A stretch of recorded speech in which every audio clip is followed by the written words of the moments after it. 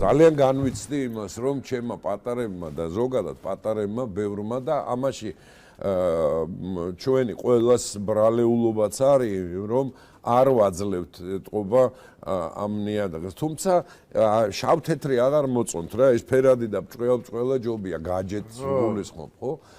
მე რას გულისხმობ, იცი, ძალიან ბევრი აი მე რასაც მთელი ჩემი ცხოვრება მიუძღვენი, ხო? მსახიობები, რეჟისორები და ასე შემდეგ, აი ეს არაჩვეულებრივი აფეთქებული საუკუნე, რაც იყო ხელოვნების ზეიმი, არც ერთი მსახიობი სამწუხაროდ არ იციან. არც ერთი ფილმი არ იციან.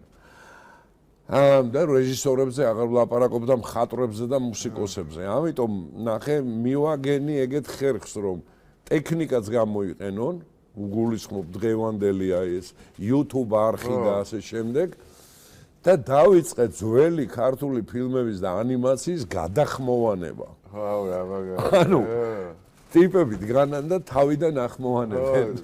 აი პატარიდან დაწყებული. ო, იმიტომ რომ ის ძველი მაინც არ მიდის მაგათ გულებამდე რა. გესმის, გინდათ ეს ძალიან მაგარი რაღაც მოგიტეკებია. გინდა თუ არ გინდა თანამედროვე ენაზე, ხო? ხო, მაგრამ საბედნიეროდ არის ის, რომ აი ეს კუთხური დიალექტიც არ იკარგება. ხო. ნე თავი ქორწილში არ დოკვატიშებე.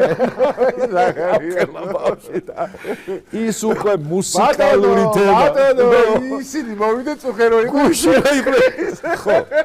და ეს იმდენად მაგარი რამე აღმოჩნდა, იმდენად კარგი, რომ ზედმიწევნით იციან ყველა მსახიობი, ნათამაშები როლი, ფრაგმენტებს თვითონ ეძებენ უკვე ამ ტექნიკის გამოყენებით და თვითონ ჭრიან. აი ეს მინდა რა მას. ხო. და არ წავალ შორს და გეტყვი, რომ დათა თუთაშხიადან ერთი ძალიან ესეთი სერიოზული ფრაგმენტი აკაკი ვასაძის მონაწილეობით 9 წლის ბიჭმა გამიხმოვანა. თავისი ჭყიპინა ხმით, მაგრამ ისეთი ზუსტი იყო თავის შეფასებებში. ხო. დათა. აი მე გავგიჟდი კი რაღა, აი გადამეყლაპა ის ბავშვი, იმიტომ რომ ინტონაცია, ბგერა, ხმა, ხო და ეს ის რომელიმე ფილმი მითხარი ქართული, სადაც ძმაკაცობაზე, მეგობრობაზე დაუშვათ სუფრის კულტურა და ასე შემდეგ. აი ეს ჩვენი ტრადიციული არ იყოს სიმღერის კულტურა. სიმღერის, კი ბატონო, არ იყოს შიგნით გაჯერებული და შესული. ხო და ამასაც ვაკლებთ რა, ხო, ისედაც თავი ამოცანა იმათი გარედან დაფინანსებლების, რომ ეგ ამოიღონ. ზუსტად ეგ კულტურა ამოიღონ ჩვენიდან რა.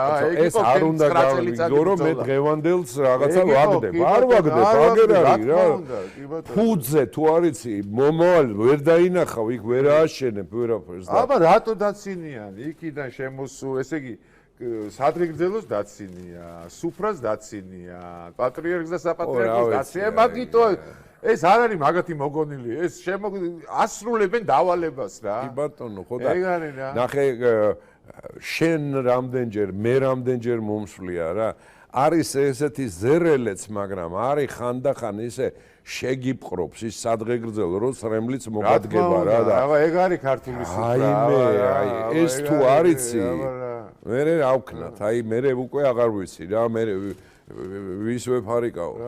ეგ არის თავარი ლეგენდა საქართველოში და ქართველების არის ის, ძალიან მიყვარს ეგ ლეგენდა რა, რომ სუფრაზე იჯდნენ, კეიფობდნენ და დააგვიანეს ღმერთთან.